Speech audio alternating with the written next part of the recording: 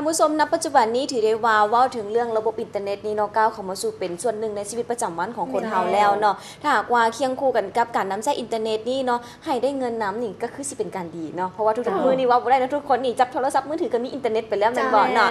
ลองมาเบิ่งอีกหนึ่งระบบดีกว่านะท่านผู้ชมที่ถือได้ว่าเป็นการลงทุนผ่านระบบออนไลน์ซึ่งว่าปัจจุบันนี้ถือได้ว่ามีการขยายสาขาอยู่ในประเทศลาวของพวกเฮาแล้วเนาะสำหรับการ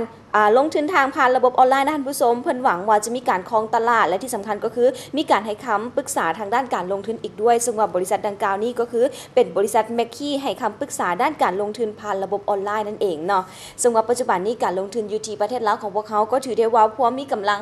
การขยายตัวอย่างต่อเนื่องเนาะเพราะว่าเศรษฐกิจของประชาชนณปัจจุบันนี้ก็ถือได้ว่านับมือนับดีขึ้นเนาะการพัฒนาของประเทศชาติก็มีการเติบใหญ่ขยายตัวอย่างไวหวาตามแผนพัฒนาเศรษฐกิจสังคมแห่งชาติการลงทุนซื้อขายเงินตาค้ำผ่านระบบออนไลน์อยู่ลาวของพวกเขาก็ถือได้ว่าเป็นเรื่องใหม่เนาะแต่ว่าอยู่ในโลกของพวกเขาในหลายๆประเทศในทั่วโลกนี่ถือได้ว่ามีหลายมากกว่า30-40 ปีแล้วซึ่งในเมื่อก่อนนี้จะมีแต่การลงทุนแลกเปลี่ยนผ่านระบบของธนาคารกลางของแต่ละประเทศเท่านั้นแต่ว่าปัจจุบันนี้ระบบสื่อสารมีวิวัฒนาการเปลี่ยนแปลงอินเทอร์เน็ตเข้ามามีบทบาทในสังคมของพวกเขานับมือนับหลายขึ้นดังนั้นทั้งบริษัทแมคคีให้คำปรึกษาด้านการลงทุนผ่านระบบออนไลน์โดยเฉพาะเป็นการแลกเปลี่ยนซื้อขายหุ้นเงินตา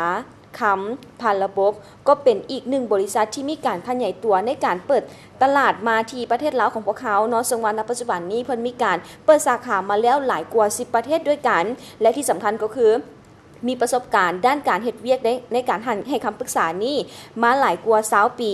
แล้วก็เลือกเอาประเทศลาวของพวกเขาที่ว่าเป็นอีกหนึ่งประเทศและนอกจากนั้นก็ยังหวังว่าจะเปิดรูปการลงทุนในลาวนี้โดยแบบใหม่เนาะแล้วก็เปิดโอกาสให้กับประชาชนนี้มีทางเลือกหลายขึ้นกว่าเก่าในการลงทุนเฮ็ดธุรกิจหรือว่ามีธุรกิจเป็นของตนเองเนาะแต่หากว่ายังบ่ทันเข้าใจเกี่ยวกับการลงทุนดังกล่าวทางบริษัทแมคคีที่ปรึกษานี้เพิ่นก็จะมีการจัดฝึกอบรมให้เป็นประจำในทุกๆระดับกันเลยเนาะถ้าสมมติว่าอาจจะบ่ฮู้เรื่องเกี่ยวกับการลงทุนเลยก็อาจจะเป็นคลาสของการเริ่มต้นกันก่อนแบบนี้เนาะหรือว่าจะฮู้ข้อมูลลักษ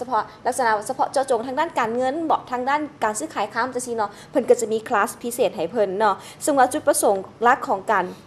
ซึ่งว่าจุดประสงค์หลักของทั้งบริษัทนะคะผู้ชมแม่นการสร้างความเชื่อมั่นให้แก่ลูกค้าทั้งภายในและต่างประเทศทั้งปฏิบัติต่อกฎระเบียบของสากลนอกจากนี้ก็ยังเป็นการสร้างหุ้นส่วนแล้วก็ทั้งเป็นลูกค้าในเวลาเดียวกันเกี่ยวกับรายละเอียดของธุรกิจดังกล่าวเนาะทางรายการสบายดีเมืองลาวของพวกเขาจึงมีเป็นบทสัมภาษณ์พิเศษของทานอนุพงศ์กิตติรัตน์ผู้บริหารบริษัทแมคคีที่ปรึกษาด้านการลงทุนระบบออนไลน์ให้ท่านผู้ชมได้ติดตามรับฟังอยากให้คนลาวเฮาในทางเลือกในด้านการลงทุนด้านการและอยากให้เขาเจ้ามีความรู้เรื่องด้านการซื้อขายหุ้นบ่ซื้อขายเงินตราต่างประเทศอยู่ในออนไลน์เลยและเพราะว่าธุรกิจนี้มันบ่แม่นธุรกิจที่ใหม่มันมีมาได้30-40 กว่าปีแล้วสมัยก่อนมันมีแต่ระหว่างธนาคารกลางของแต่ละประเทศที่ซื้อขายกันได้และปัจจุบันนี่อินเทอร์เน็ต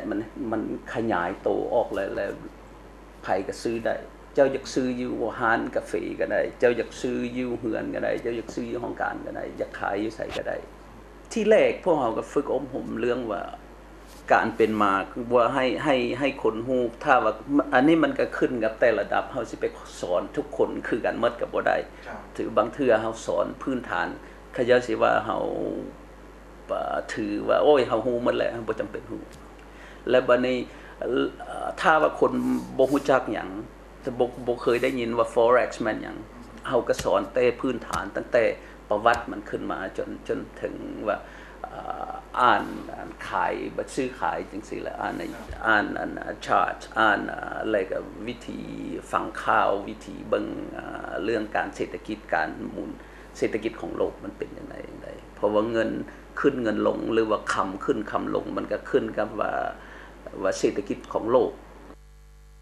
เจ้านะคะผู้ชมแล้วนั่นก็คือเป็นคำบรรยายหรือว่าการอธิบายของทานอนุพงศ์กิตติรัตน์ผู้บริหารบริษัทแมคคีให้คำปรึกษาด้านการลงทุนผ่านระบบออนไลน์นะเพิ่นบอกว่าเช่นว่าเนาะจะเป็นเรื่องของการเฮ็ดอัตราการแลกเปลี่ยนแบบออนไลน์แบบ forex แบบนี้บอกนะท่านไหนที่ว่าสนใจเนาะหากว่ามีความเก่งในการคาดเดาอนาคตข้างหน้าเงินสิขึ้นหรือเงินสิลงนี่สิเลือกเทขายหรือว่าสิเลือกซื้อมาแบบนี้เนาะสิบ่ได้ไปดูหมอก่อนบอกบ่สิไปเล่นเพิ่นบอกว่าจะมีวิธีการเบิ่งอีกเนาะเช่นว่าอาจจะเบิ่งประวัติว่าสมมุติว่าสกุลเงินกีบของเฮาสิบอกเนาะก่อนหน้านี้ค่าแข่งค่าหรือว่าออนค่าเนาะก็จะมีวิธีการคาดเดาแล้วก็สอนเทคนิคต่างๆให้บรรดาทานี้ได้เรียนรู้ถึงการซื้อขายออนไลน์เนาะบ่ว่าจะเป็นทางด้านซื้อขายเงินตราซื้อขายค้ำแล้วก็อื่นๆอีกหลากหลายจังไหนหากท่านใดที่ว่ามีความสนใจในการลงทุนแบบนี้คือบ่ต้องตั้งออฟฟิศเนาะมีคอมพิวเตอร์ในนึงมีอินเทอร์เน็ตอยู่บ้านสามารถเฮ็ดได้ถูกต้องแล้วเพราะว่าเป็นระบบออนไลน์ก็สะดวกสบายนั่นเองเนาะอาจจะเป็นไผที่ว่าบ่สะดวกในการที่จะออกเฮือนไปเฮ็ดเวียกตามห้องเล่าของการต่างๆแบบนี้นี่ก็ถือว่าเป็นการลงทุนได้แต่ว่าที่สำคัญต้องเตือนกันไว้ก่อนก็คือว่าต้องมีการศึกษาให้ละเอียดถี่ถ้วนเกี่ยวกับธุรกิจตัวใดก็ตามแต่โดยเฉพาะเป็นธุรกิจของออนไลน์ต่างๆแบบนี้เพราะฉะนั้นต้องมีผู้ที่ให้คำปรึกษาเนาะคอยที่ว่าอยู่เคียงข้างให้ทานแบบนี้ให้ได้รู้สึกในการตัดสินใจและรู้สึกว่ามั่นคงขึ้นเดี๋ยวระยะต่อไปเนาะมาเรื่องของวงการบันเทิงดีกว่าเนาะเมื่อวานนี้พาท่านผู้ชมไปติดตามเรื่องของผลงานเพลงที่ว่าฮอตฮิตติดชาร์ตเนาะก็คือหลอดเนาะเจหลอดเราได้อันดับ1เนาะมื้อนี้ยังคงจะมีเรื่องราวเกี่ยวกับสาวหลอดคนนี้มาให้ท่านผู้ชมได้ติดตามเนาะจะเป็นเรื่องราวเกี่ยวกับอย่างนั้นติดตามระยะต่อไป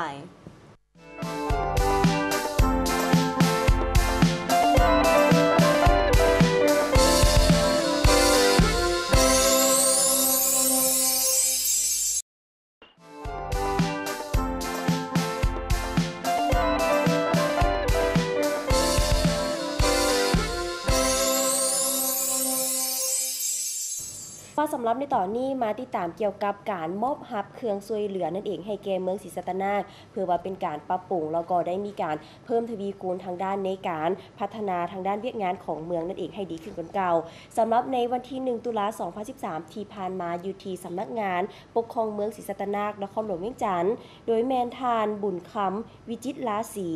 ห้องเจ้าเมืองศรีสัตนาคพร้อมด้วยคณะให้เกียรติเข้าร่วมในพิธีดังกล่าวของพิธีของการมอบรับเครื่องช่วยเหลือจากบริษัทแมคคีที่ปรึกษาด้านการลงทุนสวยกาวมอบโดยทานอาเลนโลประธานบริษัทแมคคีที่ปรึกษาการลงทุนพร้อมคณะและก็ให้เกียรติกาวฮับโดยทานบุญคำวิจิตรลาศรีห้องเจ้าเมืองศรีสัตนาคและโดยมีคณะทั้งสองฝ่ายและก็พร้อมด้วยสื่อมวลชนหลายๆภาคส่วนเข้าร่วมอย่างพร้อมเพรียงบรรยากาศดังกล่าวนี้ก็ถือเป็นบรรยากาศของการมอบรับอย่างเป็นกันเองแล้วก็อบอุ่นนั่นเองเนาะของการพิธีมอบรับในครั้งนี้และสำหรับในการนำมามอบเครื่องที่นำมามอบในครั้งนี้ประกอบด้วยคอมพิวเตอร์ตั้งโต๊ะ2ชุดคอมพิวเตอร์โน้ตบุ๊ก3หน่วยเครื่องปรินเตอร์2ชุดตู้ใส่เอกสารอีก1หน่วยโต๊ะเฮ็ดเวียกเนาะบ่จะเป็นทางด้านเป็นชุดเลยโต๊ะต่างนี่จำนวน6ชุดแล้วก็เครื่องเฮ็ดน้ำร้อนน้ำเย็นแมน1หน่วยตู้เย็น1หน่วยแล้วก็ต้นไม้เศรษฐีจำนวน1ที่ว่าใช้ประดับย่องต่างๆเนาะแล้วก็รวมมูลค่าทั้งหมดของการช่วยเหลือในครั้งนี้รวมมูลค่าแมน49ล้านกว่ากีบนั่นเองเนาะก็ถือว่าจำนวนหลวงหลายพอสมควรที่ว่าเพิ่นได้มีการสนับสนุนแล้วก็เพื่อว่าเฮ็ดให้เวียกทางด้านเมืองศรีสัตนาคนี้เพื่อว่าจะได้ใช้เทคโนโลยีแล้วก็เครื่องมือที่ทันสมัยเข้าใช้ในเวียกงานดังกล่าวนี้และก็ในโอกาสดังกล่าวทางอำนาจการปกครองเมืองศรีสัตนาคก็ยังได้มอบใบย่องยอให้กันกับทางบริษัทแมคคีเพื่อเป็นการชมเชยถึงผลงานที่ว่าทางบริษัทนี้ได้มีการประกอบส่วนเข้าในการพัฒนาเวียกงานของเมืองแล้วก็เพื่อให้เวียกงานดังกล่าวนี้เดินแม่นแล่นสะดวกขึ้นกว่าเก่าโดยการนำใช้อุปกรณ์ดังกล่าวที่ว่าเพิ่นได้มีการนำมามอบให้แล้วก็ทางเมืองเองเพิ่นก็บอกว่าจะมีการนำใช้อุปกรณ์ที่ว่าทางเพิ่นมามอบให้นี่อย่างคุ้มค่าอย่างแน่นอนเนาะบ่เป็นทางด้านในการนำมา